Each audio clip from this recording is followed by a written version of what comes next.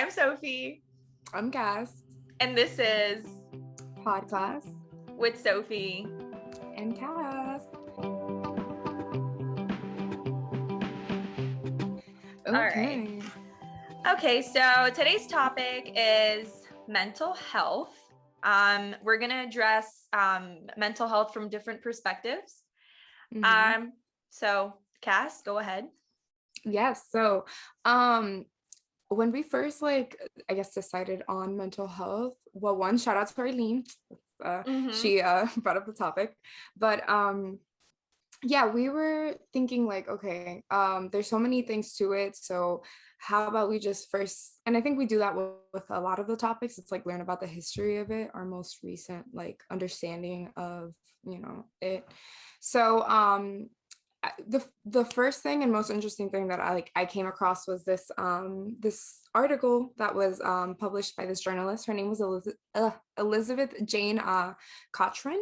I think that's how you say her name, but her alias was Nellie Bly. So shout out to my girl Nellie. Okay. So this was in 1887. So she pretty much faked a mental illness to get into a mental institution, but at the time they were called asylums, to expose the conditions they were in. So she found that there was rotten food. They would give them cold showers. It was rodent infested. There was abusive nurses and patients like being tied to, receive treatment. And that was actually standard treatment for centuries. So like before this, it was probably even worse. So that was really like the first time where it was exposed and there was an understanding that there needed to be like reform in these mental institutions. So fast forward a little bit, actually like a lot of it. I want to say this was in like 1970s. A lot of it. So the article was on being sane in insane places by David Rosenham. And there's two parts of this experiment. So pretty much the first part, he had sent 8 undercover pseudo patients, so patients that didn't have any issues, including himself, to these hospitals. And, they claimed they were hearing voices, something that's characteristic of schizophrenia. And, once they were inside the institutions, they started acting normally like themselves. So he found that on average, it took about 19 days for these patients to be able to be released, even though they were acting completely normal.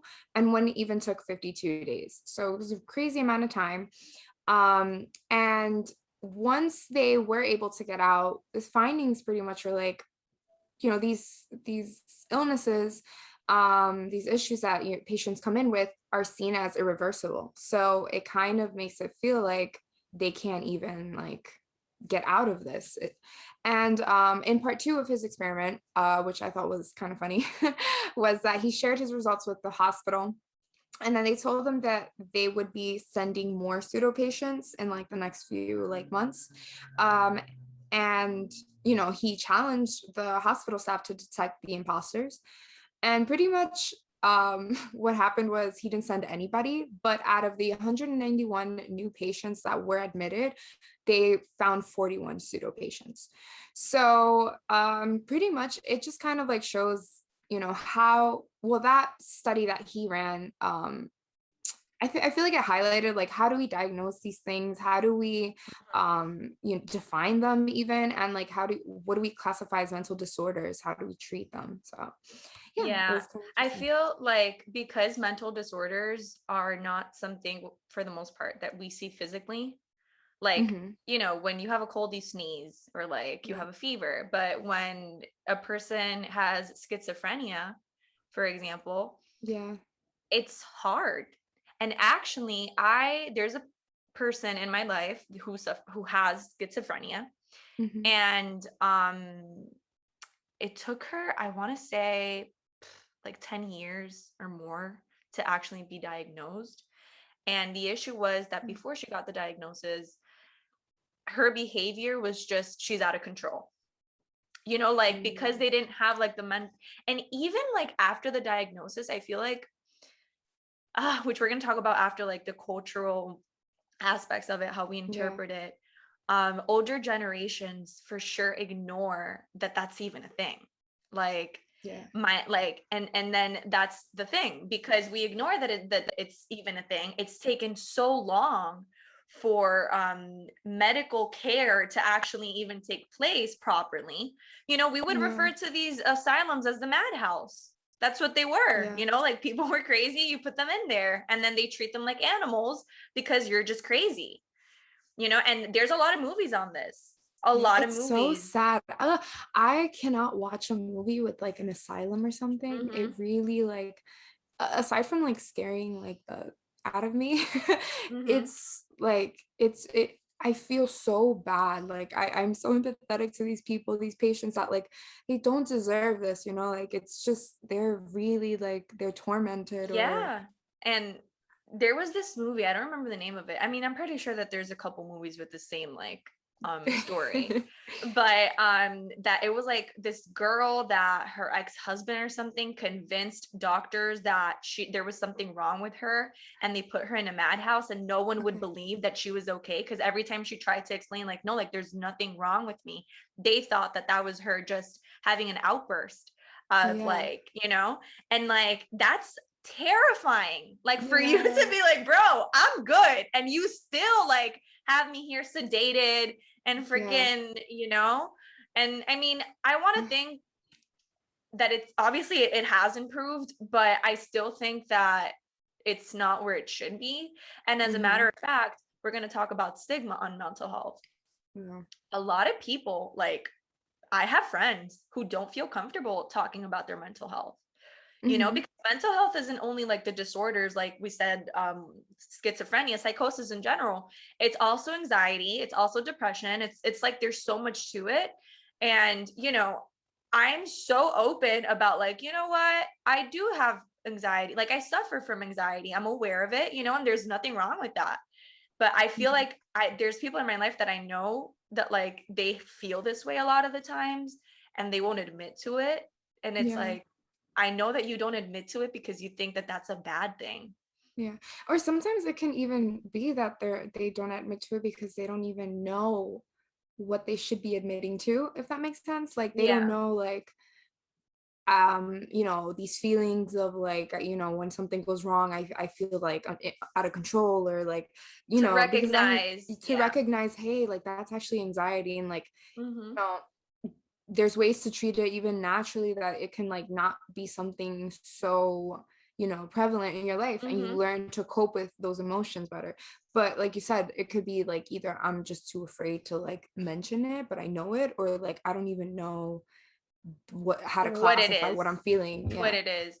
And you know, I'm gonna give an example of an elder person in my life. And I love her so much, but I mentioned this to you the other day, and now I'm going to Yeah. mention a study that I saw, and it was crazy, this study, and it made a lot of sense. And I explained it to my mom because basically she suffers from anxiety, like really, really, really bad. But because she grew up she's like 87. So she grew up in a time here in Spain where mental health wasn't even mentioned, you know what I mean? It was like the civil war, the dictatorship that happened after, just like people were worried about surviving. And obviously during this time a lot of trauma happened, and I see this a lot in these elder people that we have. And the other day she had like an anxiety attack basically, and I was like, what, like you have to breathe, like just relax, breathe. And she's like, I don't know why God puts these thoughts in my head.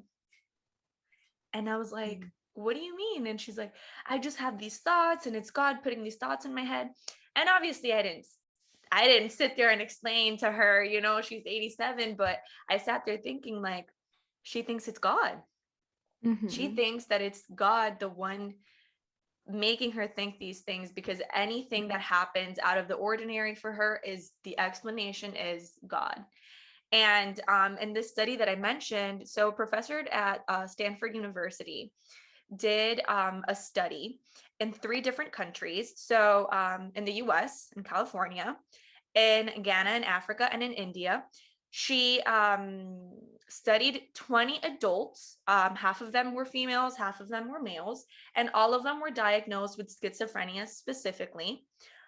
Which actually she mentioned that schizophrenia, there is a genetic predisposition to getting it. So it can be genetic. I didn't know this. Wow. It can be. Okay. So Yeah. schizophrenia, what are the symptoms? You mentioned before the voices. You hear external voices in your head, whispering, scratching sounds. You can even hear ambiguous sounds, like just a car passing by, which I thought, I didn't know that either. I thought that it was just people talking. You can hear people, like I'm talking to you, and it's like, I know that you're not saying something bad to me, but what I'm hearing out of you is you telling me that you want me to die.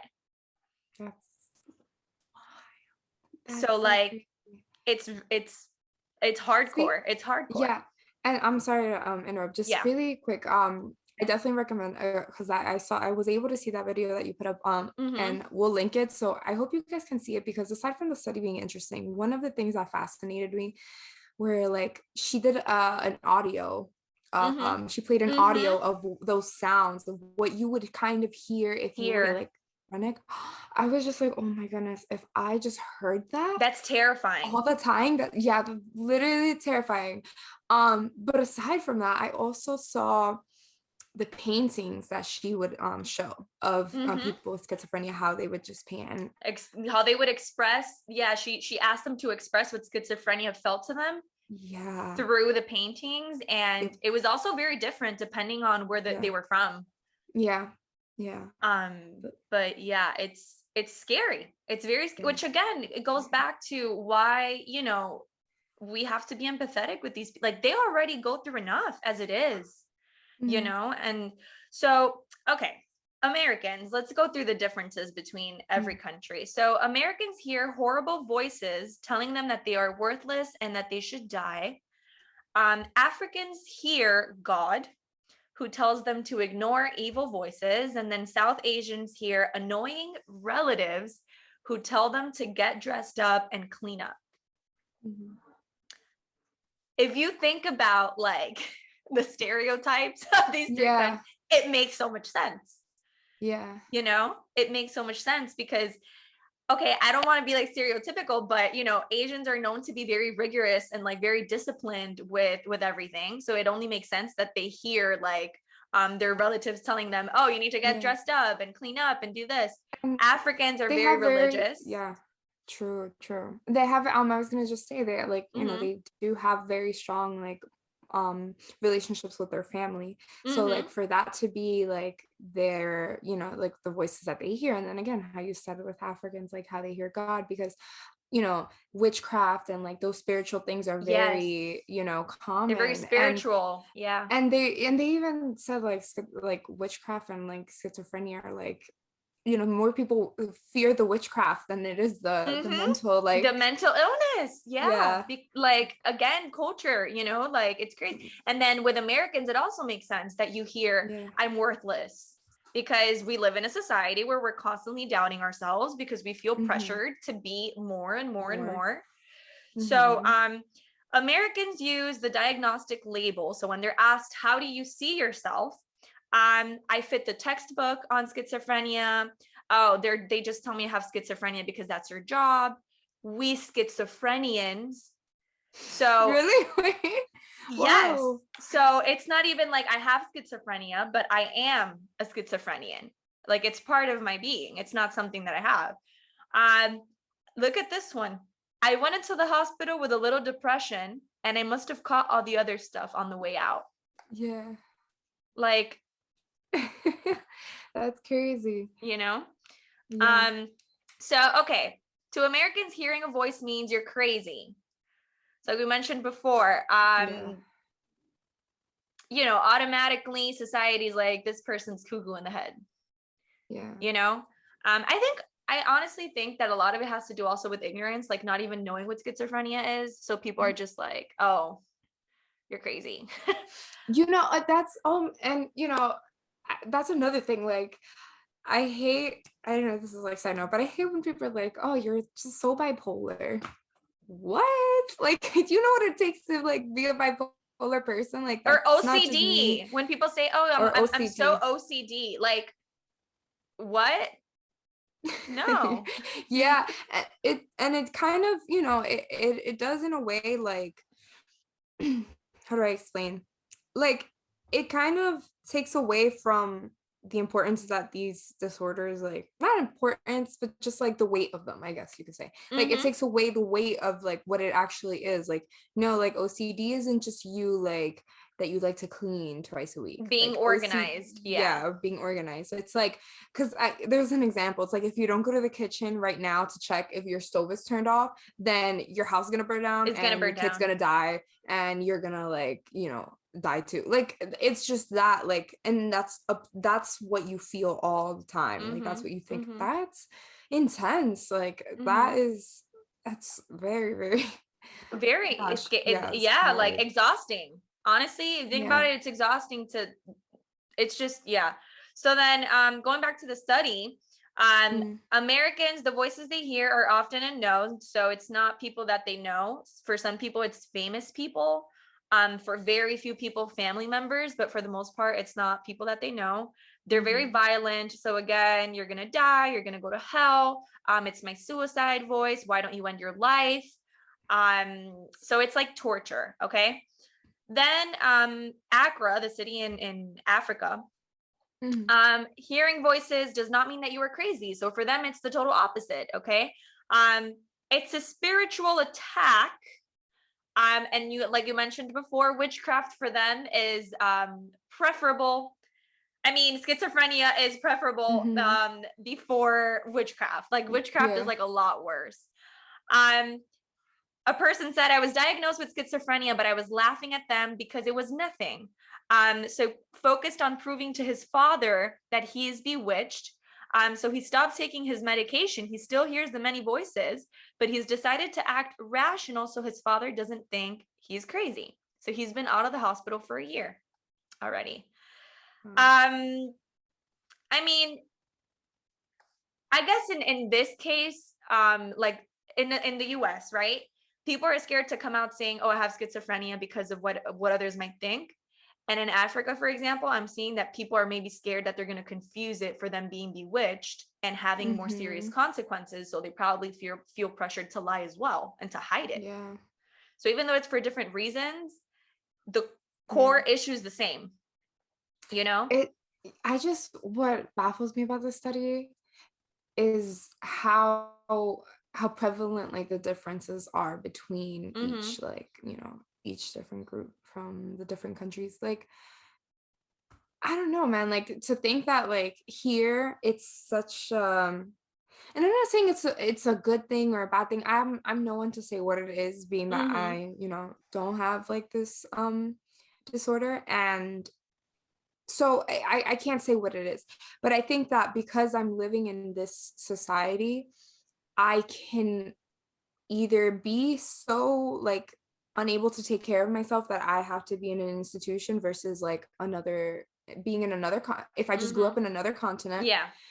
I wouldn't have this like feeling of dread that I have these voices. On the contrary, I could like be playful with the With it. voices and like talk to them and like listen. Interpret them differently. Yeah, Basically, that's our what it is, you perspective know? is Like going everything. back to the elder person in my life that she thought that it was God that put this in her head, because that's the explanation that people in her generation here in Spain have for everything.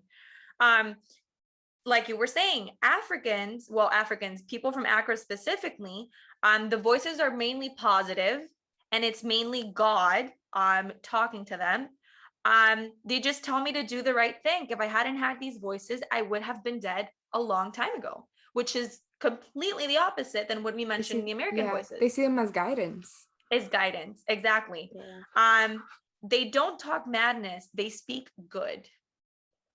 So, an example, a woman was cursed, raped by the people she stayed with, and she began to see a snake that hissed at her and tormented her. The snake gives her command hallucinations: eat this, don't eat this. A merwoman, a queen under the sea, is responsible, and this goes on for months. So this person is obviously going through psychosis. Then an Mhm. angel showed up, killed the snake and the merwoman, and now she only hears the angels. So in her head, this whole process happened, this whole story with these mystical creatures, and then now, as a result, the voices in her head are angels, and those are the ones who are guiding her through life. You know? That sounds like a story from like some kind of like Holy Bible or something. Like, yeah. I mean, and it shows how like it is in fact related to God. So like at this point, for example, in this case, right? Because for schizophrenia, it's medication, mainly what doctors give you.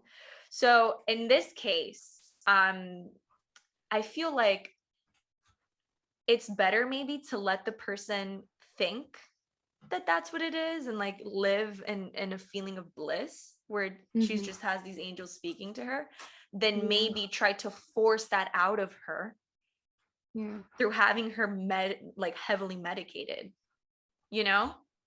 Yeah, and I think that definitely I mean, I'm sure like healthcare is very different in each country anyways.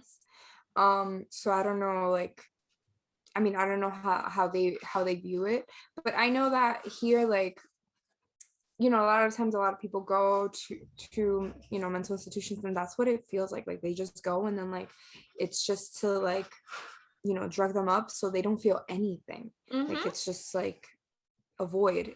I don't know. I mean, it's conflicting because I think that like should be able to, how do I say, like also find natural ways, like not just go straight into like just straight into medication, like you know, meditation or I know that like some people do like these like psychedelics, like they do those retreats. Have you like seen they go to like what is it called? There's Ashwanda or something like that? I don't yeah. I know exactly what you're talking about. I had this guy in my class in college that he went. Yeah, what did he say? He was really let me find the words to explain this man. He was just he didn't have like a mental illness or anything. It was more so a thing of like him trying to find himself spiritually and whatnot. He was a very interesting person. And he went, I think it was in Peru. I'm pretty sure. Wow. Yeah, I'm pretty sure it was in Peru. Wait, was this during the time that you were like in class? Like he went on winter break or something? No, it was the summer after.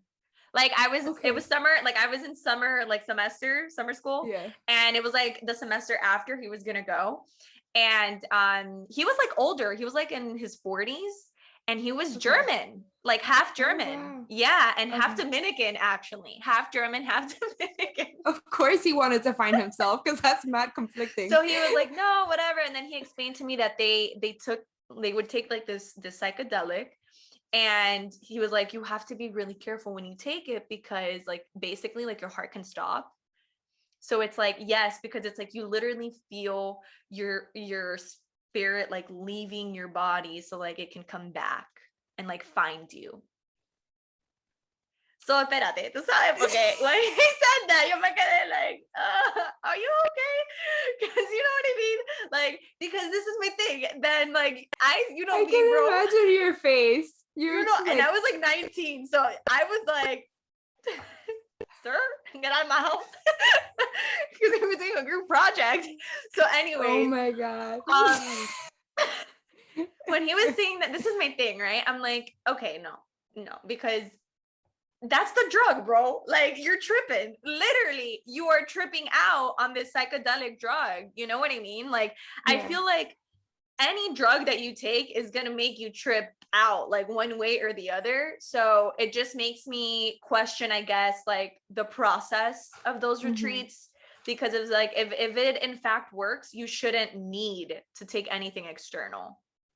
It should be meditation. Honestly, and you know, I think that like from whatever I have heard or like seen, but not much because I haven't like studied it, it's actually supposed to be like very transformative for some people. However, I can't attest to it because I've never done it myself. But like it's just, I don't know, like it's there's something about like being on something that you've never been on before and like God knows Yeah, where, where. that is kind of just trivia in itself. So I Yeah. can imagine. Yeah.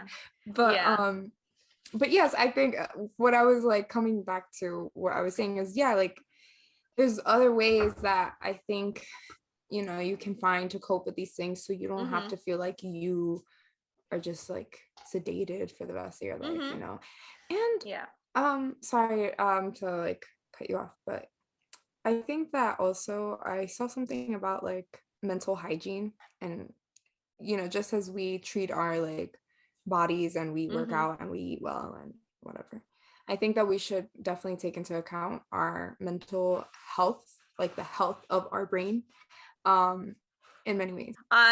So the last country that they did the study on was India, and the voices in this town called kin in India, we said relatives, so parents, mother-in-law, mother, father, sister, a dead son, female relatives. Okay. For them, it's sometimes good and it's sometimes bad. It depended on who you asked, I guess. For example, one man hears his sister berating him, but has created an ancestral group of father, grandfather, mother's sister, who seem to support him and be companions to him. So he hears his sister telling him all these bad things, but he's created in his head a group of people, which are his mom, his dad, who help him fight against her. Oh my God. So That's it's like they interesting. have, yeah, and it's interesting because they're all, again, family members. Another example she mentioned, a woman who says that the voice talks like all the familiar persons in my house. I don't know if they're giving me companionship because I'm lonely. I thought it was for good, but I lose my sleep over this. The majority of voices are good. I feel shameless, but these voices help me to maintain my dignity. So this is something that, they mention a lot, that the voices, there's a thing of like of dignity here. Some of the voices tell them like negative things, and they mention like sexual things, like bad. They tell them to do bad sexual things. And then they have the other voice telling them like that's like you have no dignity, like you're dirty for. So they have like this battle, which again goes in like probably their culture is very much so about maybe being pure and you know, respect and all of this. So they have like the negative aspect of these voices in their head telling them to do horrible things. So a woman heard a man giving her orders, threatening to punish. Such horrible orders he used to give me. Then he became fun. She imagines that she shares an apartment with him and that he is her baby brother. They have parties and throw pillows, and she pinches his bottom. She interacts with the baby and with the adult. Both the forms come and enjoy the party with me. So it's the same person, and she imagines them being a baby and being an adult. Also, they shame them a lot for masturbating. Some of them even have male voices. Like one person said, it's a male voice, very vulgar, words and raw. I would cry. That way he started talking for 3 months. They talk like that, all vulgar words. So Kind of like, oh, that's heavy. It's terrifying. Like as a woman, you know, imagine like having a male voice in your head constantly like telling you.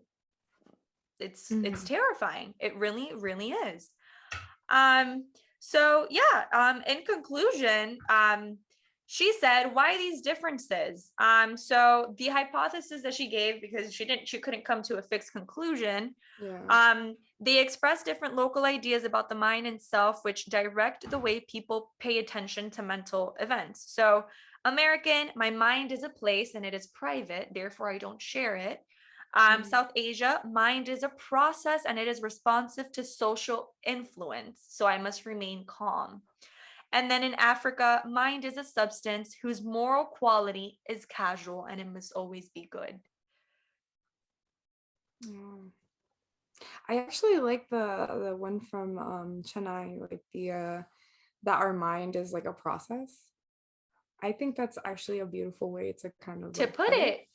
because like I think that going back to like that study showing that, oh, you know, mental illness was seen as something that cannot be reversed, it's like for them this isn't a state, this is a process, like this is something that's constantly like going and like moving and evolving.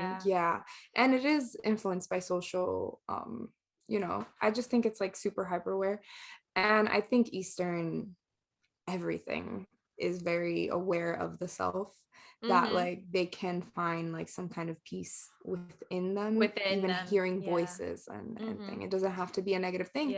And maybe like we think it's negative because, you know, with movies and things like that, like we associate like, you know, like the Joker. Yeah, exactly. Like you know that study, you had brought it up, but there's a study that came out April 2020 on the Joker, and apparently like I told Cass earlier, but I'm gonna tell you guys, I thought that the Joker was actually a good thing because it was shining light on the issue of the topic of mental illness, but apparently it showed that it was actually causing people to not come out saying they had a mental illness, because since the Joker is portrayed as being so violent and so out of control because he has this mental disorder, people were like, whoa, like I don't want to be seen as like the Joker, because depicting it like that is depicting it as in a bad way. That movie was scary. I don't even care what nobody tells me. I was in that theater like this the whole time. Bro, the scene when he's in the interview.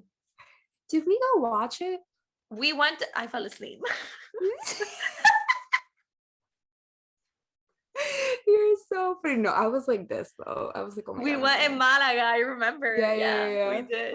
Good times. No, it was so scary. I'm sorry. I just can't, because it's like, because it was very gruesome and whatever. But like, you're saying like so gruesome, and he seemed in a weird way, like when he was okay, he seemed like a really nice dude, but people kept triggering him. You know, like they kept like picking on him or whatever, and then like he eventually like I guess became this person. But maybe that's not the case. Maybe that doesn't happen, but we don't know that because we have such an inaccurate portrayal of a person with mental illness. Which now going back to what you said earlier about mental hygiene and taking care of our minds.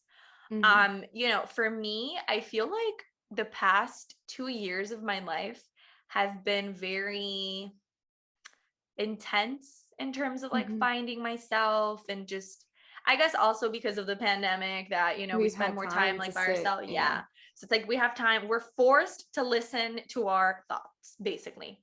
And I've acknowledged certain things in me that before I just thought they were normal, but not even like now as an adult. Like growing up, I thought like I remember thinking these things as a child.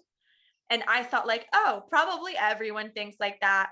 You know, like I have hardcore imposter syndrome. And the more that I read about it, I'm like, yo, what the heck is going on here? You know? And I feel like I've had this since I was a kid. Because I was, you know, principal honor roll, and I was always doing good and everything, like, and I never felt like, oh, you know, I'm principal honor roll, like I got all A's. Like it was just a thing of like, whatever, anyone can do that, or like the teacher's just nice, or never giving myself credit. It wasn't that hard, or you know. And it's like now I finally am like, okay, this is something like that is something that I'm going through and that I've been going through. Now that I acknowledge it and I recognize it, I try every time that I find myself thinking these things, I flag them and I'm like, okay, this is what I need to do, you know, and taking the time to meditate and actually just stop for a second. Because a lot of the times too, and I'm pretty sure this happens to a lot of people, we're always busy nowadays. Like even when you're chilling, you're on your phone or you're watching a movie, you know. We don't really take the time to just sit down and do nothing, like literally just close your eyes and like, what's going on, you know. And I see so many people around me that they think that it's stupid. That's the thing, like, oh, meditating, like that's so dumb. That's so dumb. Like who does that? You know, like you're so dramatic, Sophie. No, I'm not, bro. Who is telling you this? who are these people? Who are you listening to? You know what? Actually, some of these people are like some of these people, but other of these people are my family. I'm not kidding, bro. Like the older people in my family, like uncles.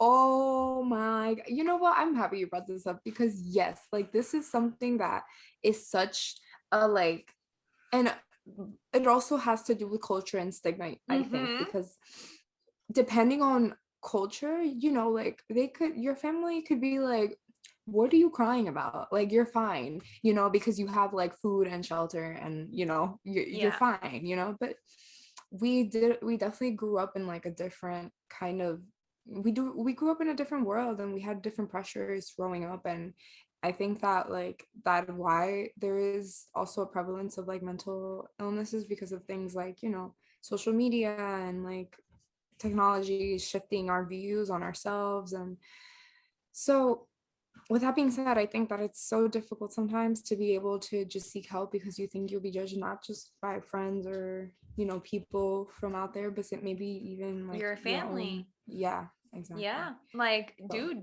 and I have sometimes like a hard time, like, honestly, if there's something I've learned is to stay quiet. Like if you you know what I mean? Like I know how I live my life and I know the peace of mind that I have. If you don't have that and you don't want me to maybe like tell you how I achieve that, that's fine. I have no need to convince you that it's important, you know? Because I see it I feel like also the more that you treat your mind, the more that you acknowledge how others don't. Like okay, I don't want to say that I judge, but certain people like their behaviors, I'm automatically like, you have separation anxiety issues. Like you have anxious anxiety issues. Like you know, like your type of attachment is avoidant attachment. Like I'm out here being like diagnosing. This is what's wrong with you. Yeah. And then it's like I'll like, okay, I'll send like the person like an article or like, and I do this with like a lot of people. I can't. I'm telling you without telling you that you need to read this. I'm like, no, I'll be like, does this resonate by any chance? Because I'm like, feel? That's you. You know what I mean? And it's like, because I want obviously like the people I care about and that I love like to be like the best version of them that they can be and like have peace of mind and you know, and man, like I don't know. And also like with the pandemic, we hear more and more about like people going through depression and like, you know, and it sucks. Don't get me wrong. Yeah. It's not. But then you know what bothers me, man? And don't get me wrong, like I do get how sometimes medicine is like the only escape. But bro, doctors, at least here in Spain, they're so fast to just be like, here, take an antidepressant that's gonna have you half asleep the entire day. Thing. Like no, same thing here. It's like we've become like, unfortunately, our medicine is just like for a quick fix. We see everything for a quick fix. You know, like I feel bad now, so I need to take something to like right now. Like, right now. No, like maybe your body's signaling like something's going on with you. You need to like work on this because it's not like it happened yesterday and now you have this issue. This is clearly something that you've probably been ignoring for some time, and now like it's gotten so bad that you can't ignore it. So you know, just always going for the quick fix is not I feel like it's gonna leave you with a lifetime of issues, whereas if you actually just like hone in and like accept that for what it is in that moment and then start with it, like you're like, it's gonna lead you to a cure. Well, yeah, I think that we addressed the topic from different mental So I hope that this guides you, helps you, and makes you think. Yes. Makes you take some time to also take care of your mind. And you guys will find all the research and studies we talked about linked below. Yeah. So feel free to check it out. Yeah, I was gonna say I'm also gonna add in some videos that we didn't really mention, but they're just good videos to kind of like get the idea about like how culture influences mental health, seeking treatment of it, really important. And also just ways that you can do daily practices to help you stay on track, because I think that it's something, you know, I think we may think like, no, I'm fine, or, you know, whatever, but aside from you being okay, like you could be okay, even if you're okay. Yeah. It definitely just teaches you how to you know, be a more conscious being. And actually, I want to mention there's this by the way, not sponsored, I wish. There's this like mini series on Netflix called Headspace to Guided Meditation, and I think it's 6-7 episodes. Dude, I recommend you guys. It's so good. I did one the other day and I was like, I needed it. I didn't know that I needed it until I did it. And I was like, wow, I feel so much better. So I recommend. Cute. Yeah. Okay. Yeah. I saw the trailer, but I didn't know it was out already. So I'll definitely check that out too. I need some time. Okay. Well, until next time. See you later.